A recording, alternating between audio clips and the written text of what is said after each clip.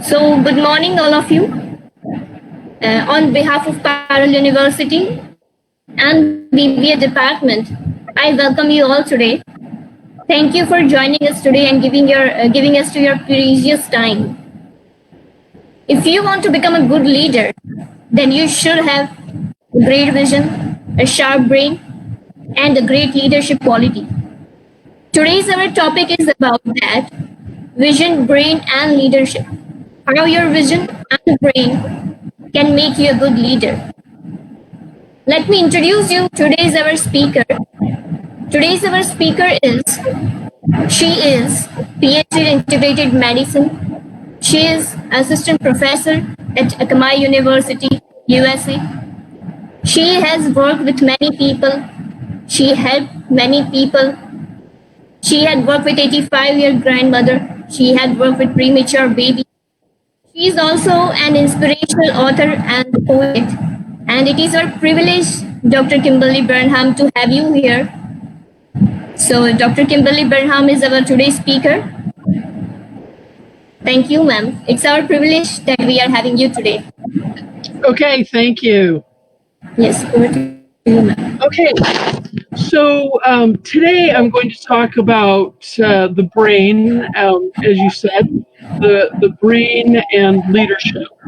And if you think about two leaders in a company, two bosses, for example, and one of them is a good listener, looks you right in the eye when they're speaking with you, they listen to you, they're empathetic, you feel understood by them, and the other doesn't look at you, doesn't listen to you, doesn't care about you.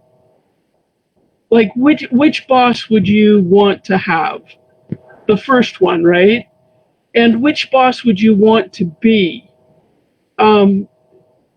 Leadership qualities include being able to really see people and understand people, as well as listen and to be empathetic. And people are much more successful in life in general if this is true, if they're a good listener and are able to see the people around them and understand the people around them. Today I'm going to talk about three parts of the brain. First, the part of the brain that we use for vision, our eyes, of course, but in the back of the head, the occipital lobe is also known as the visual cortex.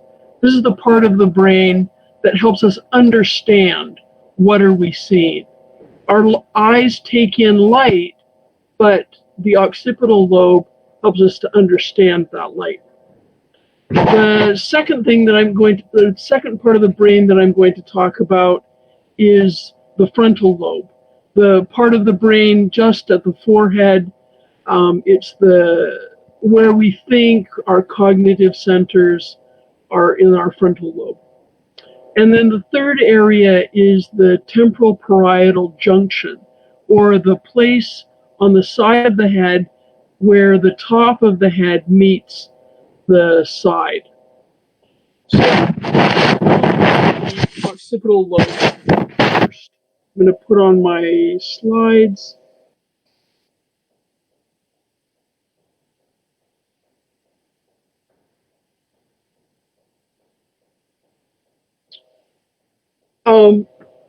One of the parts of seeing is about also how we feel about what we see. So a camera can take a beautiful picture, can capture all of the detail, all of the light that's coming in, can record it on a digital image or on a paper. But a camera can't care about what it sees, can't have a feeling about what it sees. It is human beings and it's our brain that can appreciate beauty, can appreciate the usefulness of what we see or the value of what we see. It's also human beings who care about protecting what we see. And I think that one quality of a good leader is to understand what do they care about and to feel, and I think that employees, people that work for businesses, customers, they want to feel like the people that are there care about them. And part of vision is, what do we care about? Every day we attach value to beauty. Beauty, we can appreciate beauty in art, in what we see, it gives us a good feeling. But we also, a house with a beautiful scene, where you can watch the sunset or you're on the water, somewhere like that, that increases the value. So that where there's beauty, there's also a greater value. And again, what we see and we consider beautiful, we're more likely to protect that. And so vision is important in terms of how we think about what we see. And it's worth considering consciously. Do you feel that your workplace is beautiful? Do you feel that the product that you're creating is beautiful? These things make a difference to how customers perceive it, how employees perceive the company. There's a term that's often used called visionary leadership. So a visionary leader, I think every company wants to have visionary leaders. So what does this mean, really, visionary leaders? One part we can consider that it means that the person can physically see what's happening around them, can see where there's a problem, where something good is happening, and they can address whatever situations they see. But it's also metaphorical vision, or how we appreciate or understand what we see. Differentiating between opportunities and dysfunction is one way that we can metaphorically see the world. And so it's worth, if you want to become a good leader, it's worth thinking about, what is your vision? What do you appreciate about what you see? What do you want to change about what you see?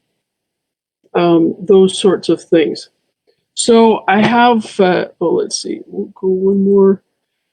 So just a little bit of anatomy. Our eyes, obviously, in the front of our head, just below the frontal lobe, but the information is perceived in the occipital lobe, or the back of the brain here.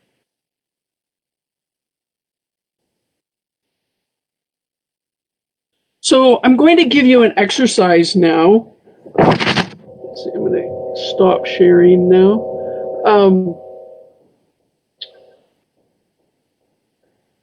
So it's an exercise, it's a vision exercise to improve your vision. And I call it the blinking exercise. So you can do this exercise as I'm explaining it. Everyone can try this exercise out.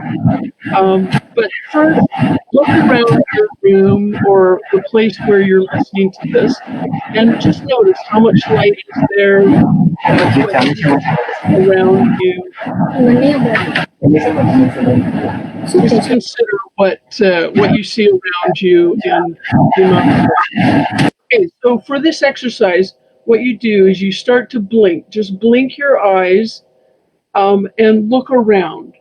And as you're blinking your eyes, and you can do this exercise as I'm explaining it, so just start blinking your eyes now, and then you ask yourself, what am I seeing that's red? Is there anything red around you? And just keep blinking your eyes. And then ask yourself, how many chairs are there? How many chairs can you see as you blink your eyes? And then how many round things? What do you see around you that's round? Okay, now you can stop blinking your eyes and just notice, is there a difference in how you're perceiving the light around you and how what you're noticing about your environment? This is an exercise that speeds up vision.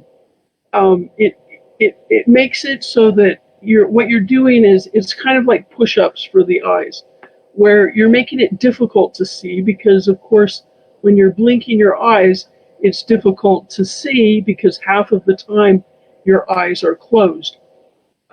So you're making it more difficult to see so that when you have your eyes open, in the open part of blinking, the brain tries to catch the visual information more quickly.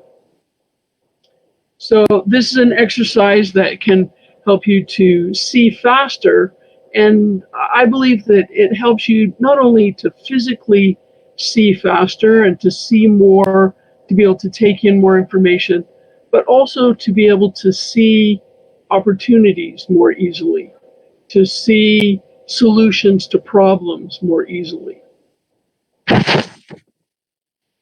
There's a saying in traditional Chinese medicine, where the mind goes, energy follows. And where the energy goes, blood follows. Right, I'm going to turn on my presentation again.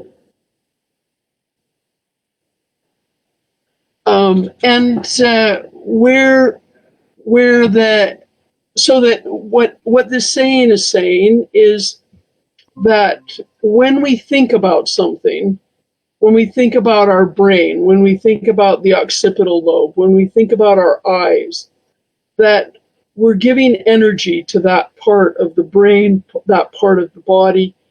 And when we're giving energy to that part of the brain, we're also getting improved blood flow. And there's a number of studies that show that when we focus on a certain part of our brain or a certain part of our body, that there is an increase in blood flow to that part of the body. And of course, with blood flow, there's oxygen, there's nutrients that come to the body. The second part of the brain that I'm going to talk about is the frontal lobe. So this part of the brain, it's just behind the forehead, and there are three functions that are associated with the frontal lobe. I mean, there's many, but three that I'm going to focus on today. One is cognitive function, or how well we think, how good is our memory, how quick are we to understand the situation, to be able to problem solve, to be able to interact, to be able to have relationships and communicate. That is all part of our cognitive function. The frontal lobe is also influences our ability to care. Like, what do we care about? And to show our caring is part of the frontal lobe function. And a third part is creativity. The frontal lobe is important in terms of creativity. The and so what the research indicates is that we can improve our frontal lobe function, our cognitive function, by studying, by memorizing facts, by looking for patterns in crossword puzzles. You know, it's well known that older people who maybe are having a little bit of trouble with their brain, that if they do crossword puzzles, if they learn new languages, if they sing or learn music, that can improve frontal lobe function, can improve memory and cognitive function.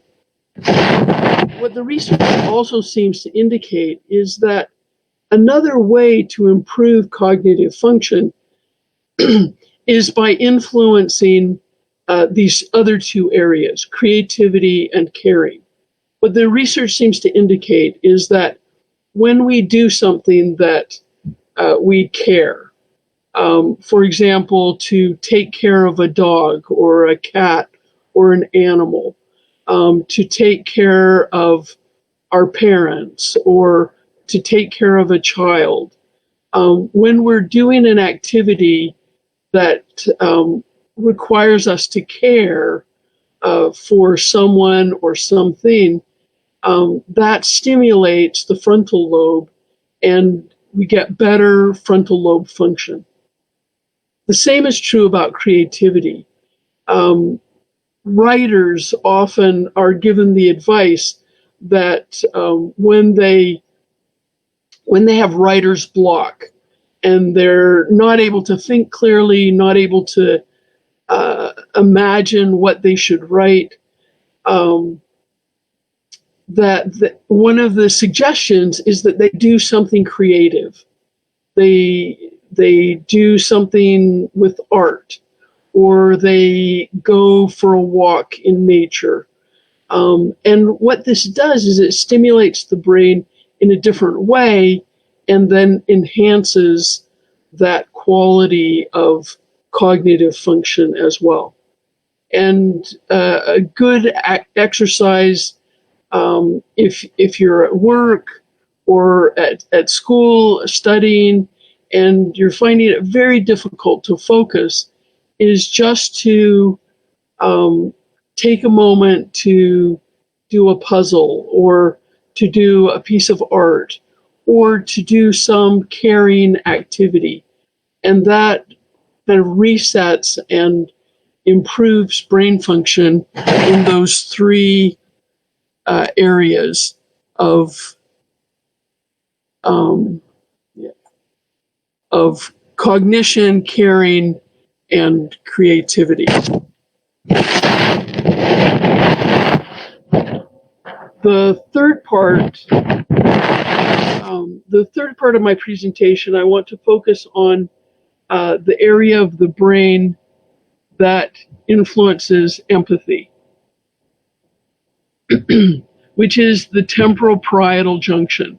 So this part of the brain where the top of the head, the parietal lobe, meets the temporal lobe. So the temporal lobe, it's where our ears are. It's where it's in charge of hearing and auditory function, listening. Both listening and hearing function happens related to the temporal lobe. The parietal lobe at the top of the head is what's known as the sensory motor cortex. So sensory, or how we take in sensory information, and the motor cortex, how we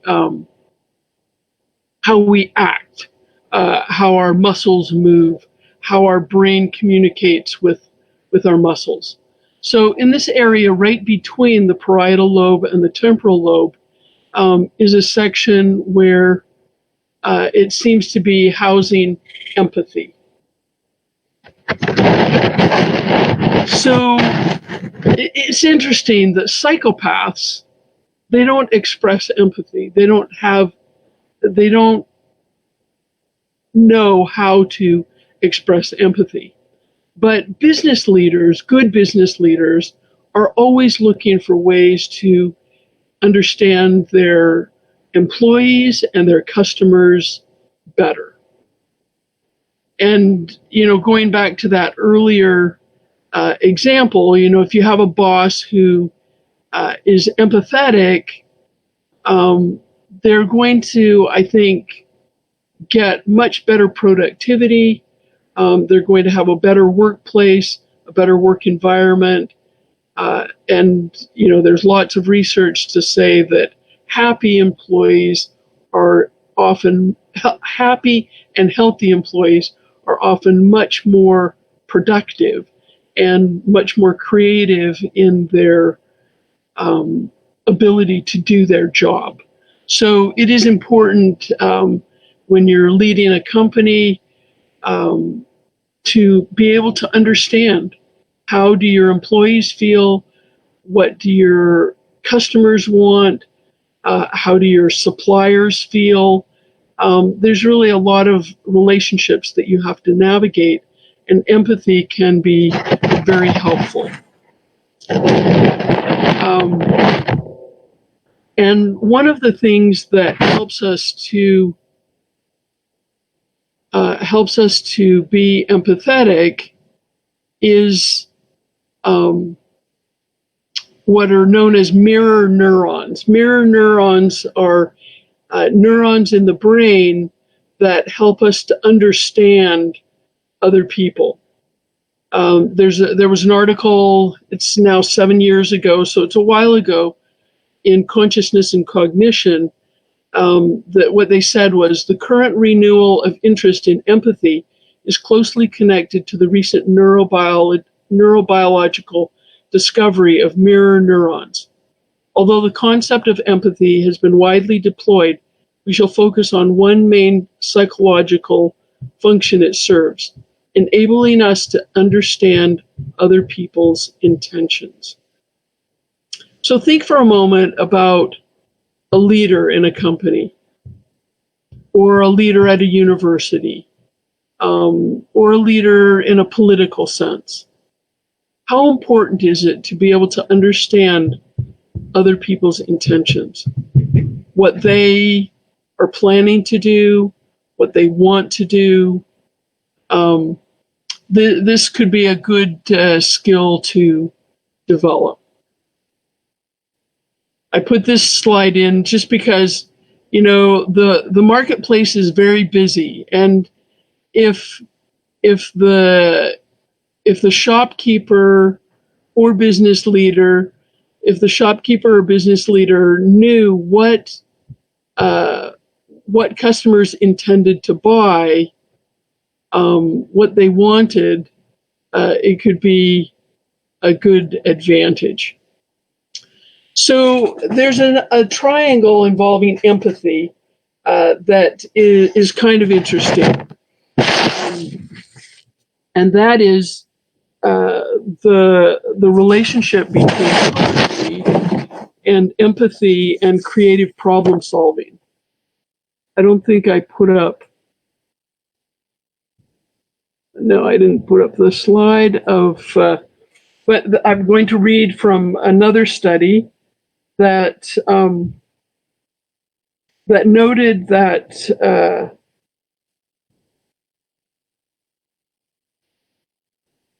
let's see. Yeah, that poetry not only increased. Oh, here it is. Reading and writing and sharing poetry seems to increase not only empathy, but improve bedside manner. And this study was done in a hospital setting or a medical setting where, doctors and nurses are interacting with patients. But so it increased empathy, improved bedside manner, but also contributes to more creative problem solving.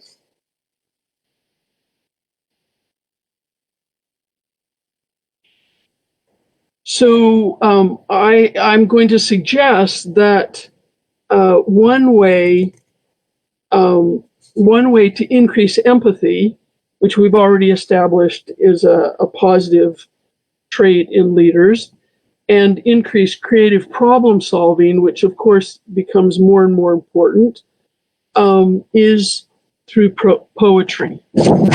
Writing poetry and reading and just enjoying poetry. So I have a poem that I wrote that, and because I'm doing this presentation in India, I'm hoping that this will be interesting to people. So I have I've written several books of poetry, and one of the things that I've looked at is language and the word for peace. And in English, in an English dictionary, often around the word for peace is, for example, pay or peacock, can be found before and after. And it's interesting to me what other words, like words in other languages, what other words are around those that word for peace. So I'll just read my poem. Hopefully I'll pronounce things okay.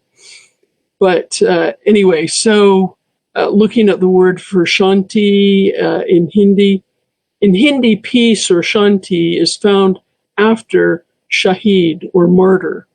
Shanti, calm, quiet, peaceful, still. The way life is when you don't have to be a martyr.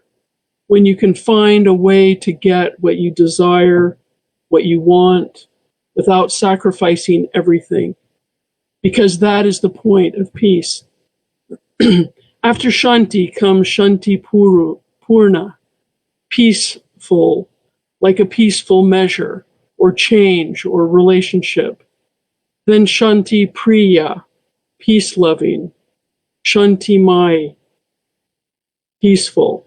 And after that, Shakahari, vegetarian, a way of looking peacefully at animals, water consumption, and the world.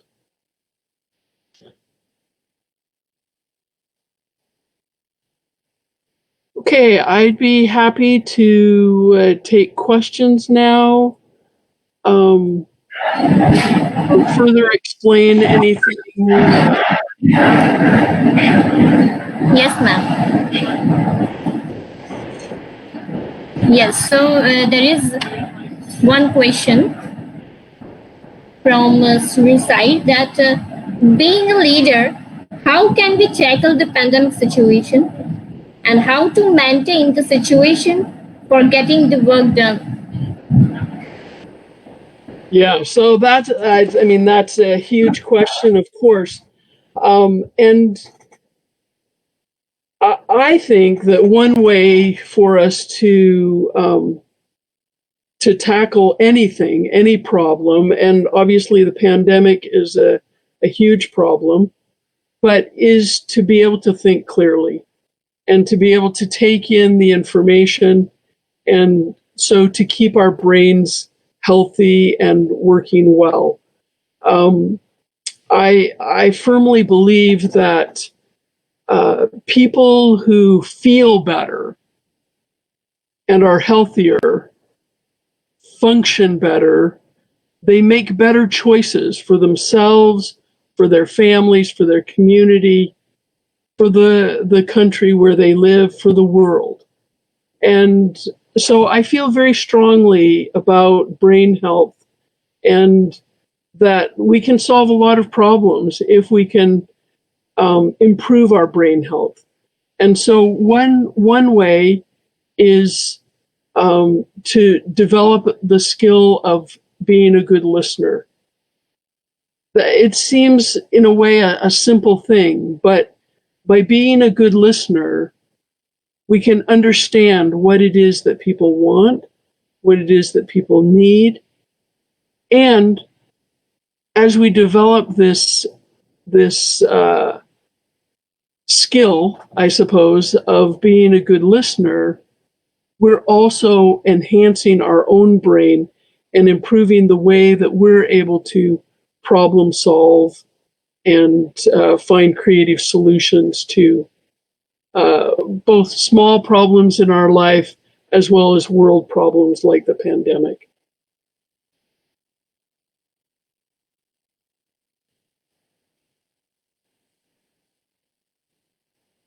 Are you still there? Okay. So I have another question. Okay. To decide that leadership is about creating followers or creating leaders. What's that? Leadership is about creating followers or creating leaders. Yeah, I don't think we're very good at creating followers. Like, we can become leaders, and we can help ourselves to develop leadership qualities. I think it's much harder to make people into followers, and I think very few people want to be followers, and so I think that when we become a good leader, when we develop those leadership skills, then there will be people who will be interested in what we have to say, in our product, in what we're teaching. There will be followers, but I think the way to do it is to become a good leader rather than to try to develop followers.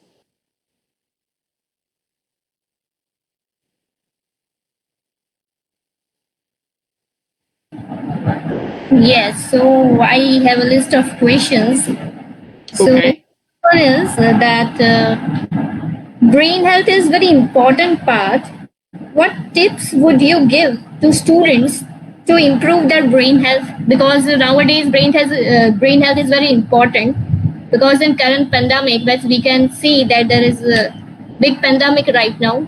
So how students and everyone can increase their brain health? Right. So I've given you already a couple of tips. The the blinking exercise, that it connects the brain with the eyes more tightly, and improves how fast you're able to process the information, which that is a part of brain health. Um, Tying the frontal lobe with creativity and caring means that when you do something that's creative, some kind of artwork or creative writing, poetry, all of those things help to improve brain health. Other things, of course, drinking enough water, good fats, enough protein, all of those things. A good diet is important for brain health also. One tip that I can give people, because with the pandemic, I think we're on computer screens for so much time. If all of our classes, if a lot of our activities are online, one vision exercise, and also it helps the brain to function better, is to when you've been looking at a screen for 30 or 40 or 50 minutes, to look outside and look at something as far away as you can see.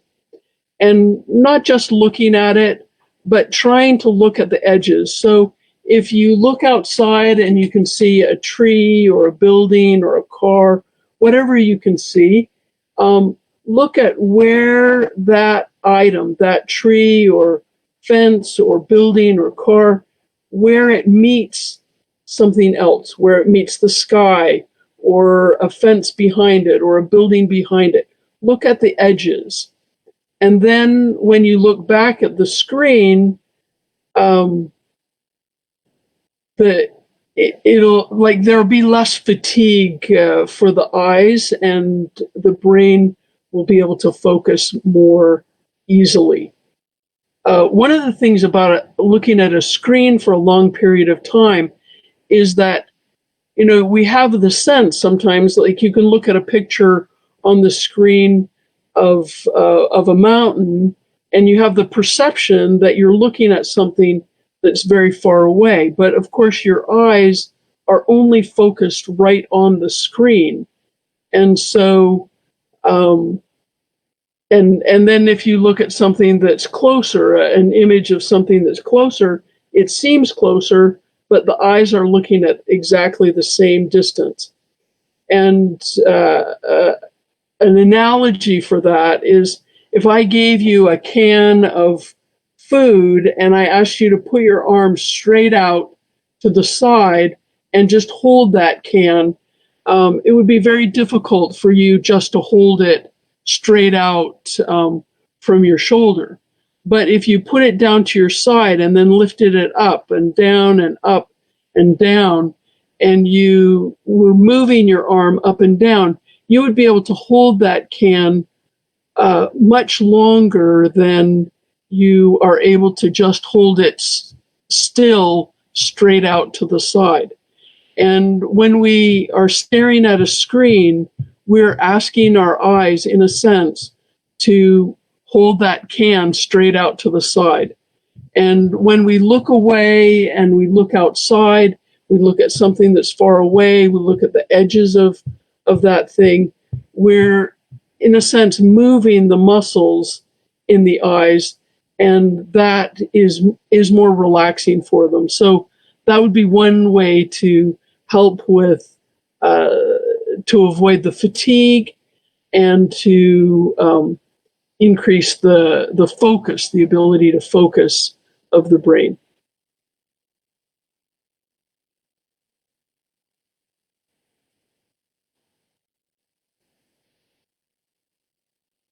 Oh, I can't hear you. I can't hear you. Hello. Okay. Yes, okay. I can hear you now. So there is a question from our first semester student, that Harshit Malavya. He has asked that how do you monitor the performance of the people that you have to lead? How do you manage what? How do you monitor the performance of the people that you have to lead? Right. That's a very large question.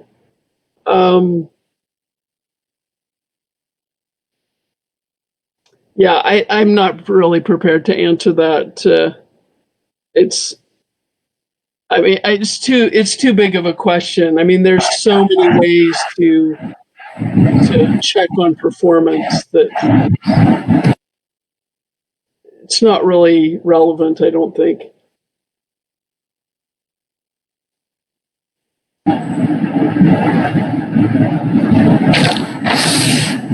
Okay. You can tell them 1-2 tips. You can answer in short summary also. Yeah. One is to interview people and to ask them what they've accomplished. I know one leadership tip, I guess, comes from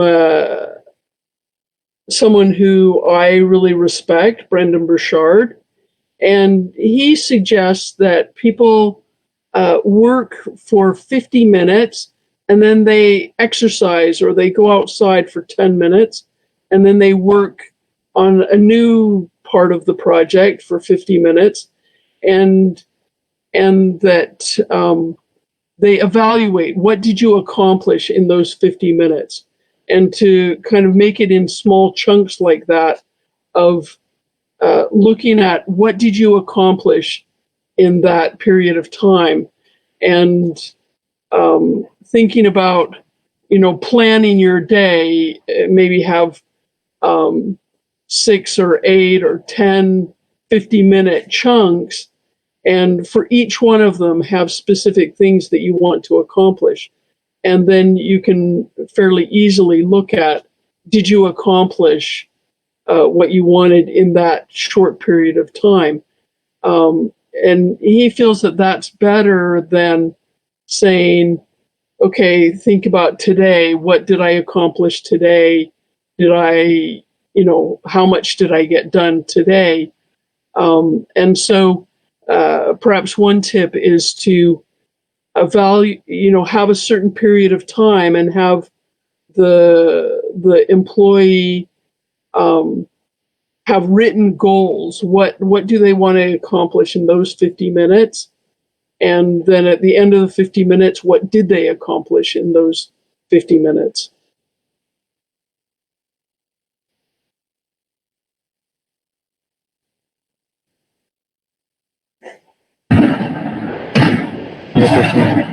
Yes. So next question is from semester 3 student Sonu Rao. That if we are encountering a dilemma, how can we get out from that? Right. So I think that when we come to a problem that's very difficult and we don't know, maybe we have several choices and we don't know which one to choose. I think it's for any situation where we feel stuck, we feel unable to choose, unable to decide what to do, how to move forward. That is, again, if we look at the frontal lobe of cognitive function, the ability to decide, the ability to evaluate our choices and make the best choice that we can in that moment, with creativity and caring. And that, it might even seem silly, but to write a poem, to think about a poem, or to draw something, even if it's just like doodling little stick figures or something. A lot of people don't consider themselves a good artist, but there are lots of ways to draw creatively that, and perhaps we don't even show it to anyone because we don't feel like it's that good. But just the act of doing something creative can help us to get unstuck and to be better able to evaluate the information that we have and make the best choice that we can.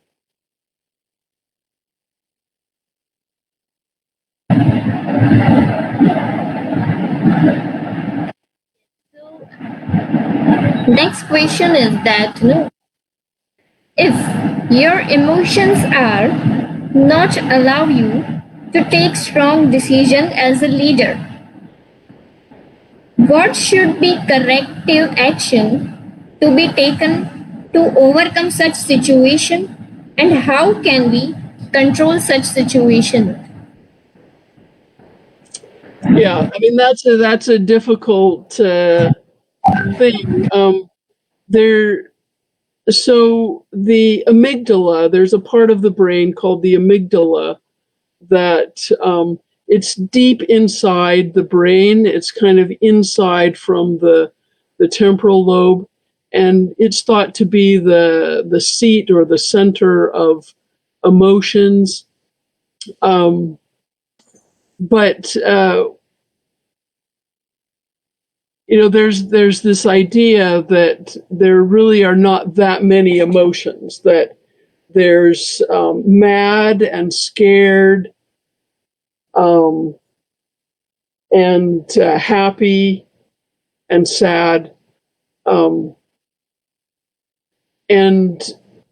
so sometimes a good way to feel those emotions is to journal or to write and to think about really what are you feeling, and are you afraid? Are you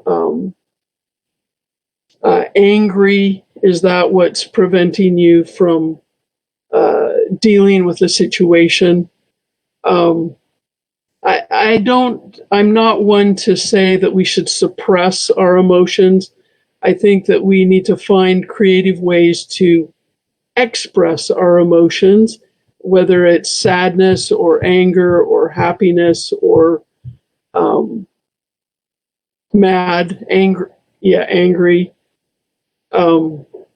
And that when we can find creative ways to express it, then it's easier to let go of that and go forward.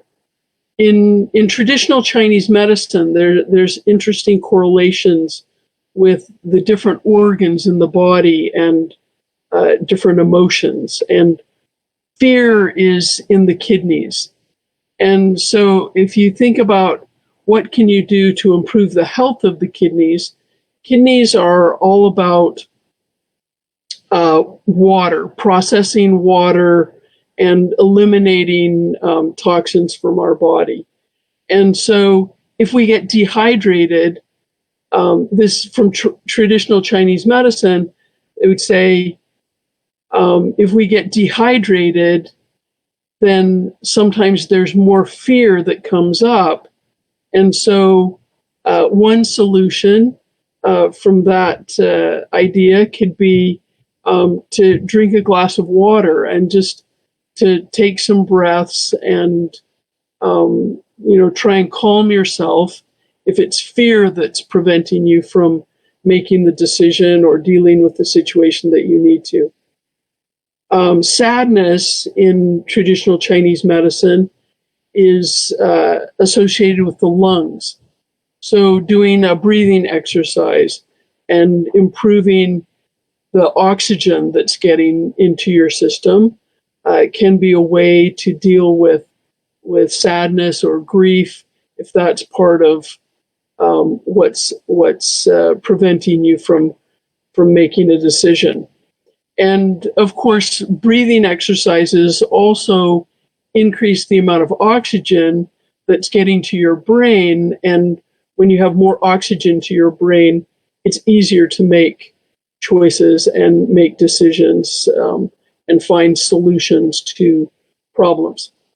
Anger, if it's anger, is associated with the liver and the gallbladder in traditional Chinese medicine. And so, it's I think why sometimes if people have been drinking alcohol a lot, that sometimes that releases anger and they seem to be very angry. But it's also the reverse can be true, that if you're wanting to deal with your anger in a better way or have it so that it's not interfering with your decision making or finding the solution, is to not be drinking alcohol ever or for a period of time or however you want. But it's also interesting to note that to the liver, sugar and alcohol look about the same. So the other thing would be to look at how much sugar is in your diet, and sometimes that can help to decrease anger. Is if you eliminate sugar and alcohol at least for a period of time. So that those are different ways that you can, from traditional Chinese medicine point of view, that you can deal with anger, sadness, fear, which can sometimes prevent you from making good choices.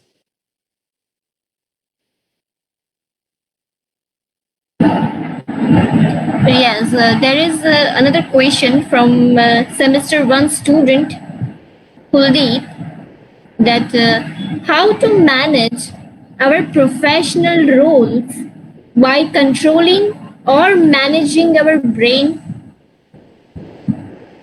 Right. I mean, I think that the more we can be conscious and manage how our brain is functioning, I think that that helps anybody, no matter what your role is, that making good choices for yourself, it's always going to improve, I think, improve your life, and improve your work, and family relationships, etc. So I feel like I've given a number of suggestions of how to improve the brain function. Maybe I'll just talk a little bit here about music. Music has an impact on how we perceive time, and how and our brain responds, of course, to what we're hearing. And so sometimes music can be a way to enhance brain function, enhance relaxation, enhance our sense of timing and rhythm, which can help us with decision making. But the other thing that I was just thinking about is that what we say about ourselves also influences our brain. So that if someone says to you, "Oh, good morning, how are you feeling?" and you launch into a series of complaints all about all the bad things that are wrong and everything that's bad, your brain is hearing each word that you say, and it's believing what you're saying to yourself. So you're much better off, unless you're speaking to a doctor and you have to tell them exactly what's wrong, that you're much better off to look on the positive side. And when you speak about how you're feeling, to speak about the positive things in your life, your brain is also hearing that, and that can influence how you literally feel and how your brain functions. Yes, so we are running out of time. So here I'm taking the last question. Okay. That how to develop the feelings for loving own self.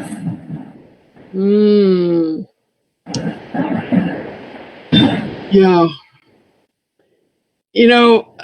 There's a lot of ways, of course, but one that perhaps you're not familiar with is in some psychological ways of looking at the body, sort of mind-body psychology. The spine is associated with self-esteem, self-worth, how we feel about ourselves, and how we go out into the world. And so improving the health of the spinal cord can, in some mind-body philosophies, is seen as a way to improve our sense of self, like how we feel about ourselves.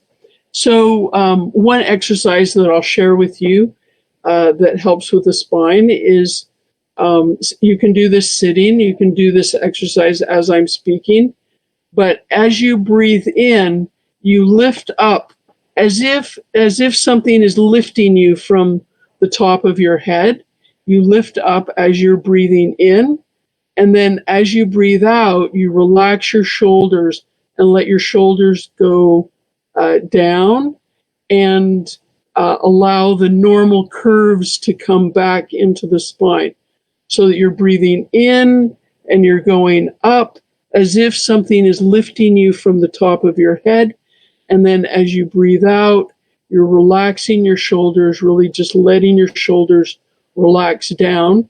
And what this does is it opens and it causes a pumping action of the fluid around the spine and the joints around. It causes a flexibility or a movement of the joints around the spine, and this can be an exercise, a physical exercise that can influence our self-esteem or how we feel about ourselves.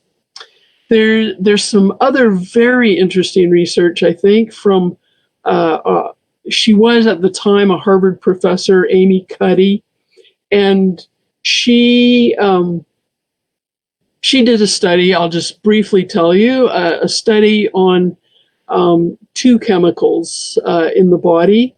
One is cortisol. Cortisol is the chemical that makes us feel stressed. So if our cortisol goes up, we feel more stressed. And she looked at testosterone, which if our testosterone levels go up in men or women, if our testosterone levels go up, we feel more powerful. We feel more confident. And anyway, in her study, what she looked at was what physical posture does to our body chemistry, and specifically to cortisol and to testosterone. And what she suggested as a result of her research is that before we speak to at a conference or go into a job interview, or before we have a stressful conversation with someone, if we had to fire somebody at work or something like that, and we know in advance that it's a stressful situation. So before we go into that, we stand like Wonder Woman or Superman, in feet apart, standing tall, arms out to the side, or hands on your hips. But we stand in an open, powerful posture for 2 minutes. And what she found in the study is that in that open posture for 2 minutes, cortisol levels went down, meaning the person felt less stress, and testosterone levels went up, meaning the person felt more powerful.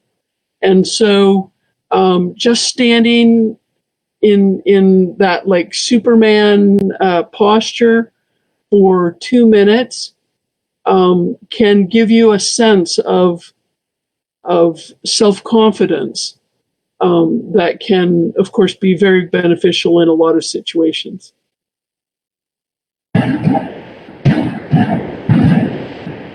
Okay, so we are in ending session now. Okay. It was a wonderful session, ma'am.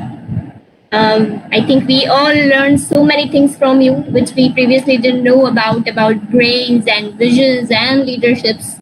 So thank you so much, ma'am, for sparing your time for us. And on behalf of Parallel University and department, I am thanking you. Okay, thank you.